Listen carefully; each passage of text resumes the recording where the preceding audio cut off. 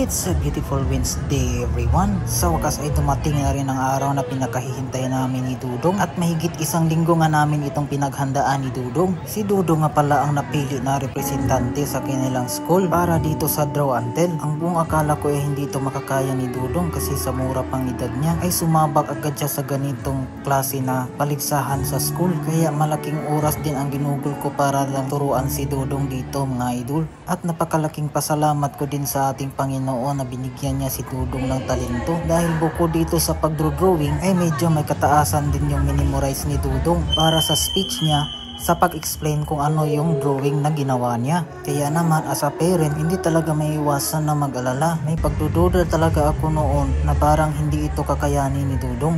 Pero nung sinimulan na naming mag-practice ay namangha ako sa kanya kasi sa batang edad niya ay napakabilis niyang palang matuto. Pero kahit ganoon ay hindi naging madali sa aming dalawa kasi habang nagpa-practice kami ay sinasabay ni Dudong ang paglalaro niya. Kaya minsan hindi talaga may iwasan na mapagdalitan ko siya kasi naman para sa akin ay parte lang yun ng pagdisiplina. Kaya anong nakita ko ngayon si Dudong dito na siya na lang mag-isa ang naggagawa ng drawing niya ay labis-labis ang tuwa na aking nadarama dahil nakita ko ang bunga sa paghihirap naming dalawa at nakita ko rin kay Dudong na malaki na talaga ang improvements niya. Kung kahit na wala ako sa tabi niya ay kaya niya itong tapusing mag-isa. Kaya tinitrain ko talaga siya na maging matatag upang magkaroon siya ng tiwala sa sarili niya at nang mapatunayan niya sa sarili niya na kaya niya. Kaya ang lahat ng ito ngayon ay pinapasalamat ko talaga sa ating Panginoon. Pinapasalamat ko ang gabay at talento na ibinigay niya. At bilang magulang na nanonood sa anak ko ngayon ay labis-labis ang ligaya na aking nadarama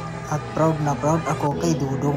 Nakalimutan ni Dudong yung vlog at yung bata, akala niya tapos na siya, wala pa palang vlog at yung bata.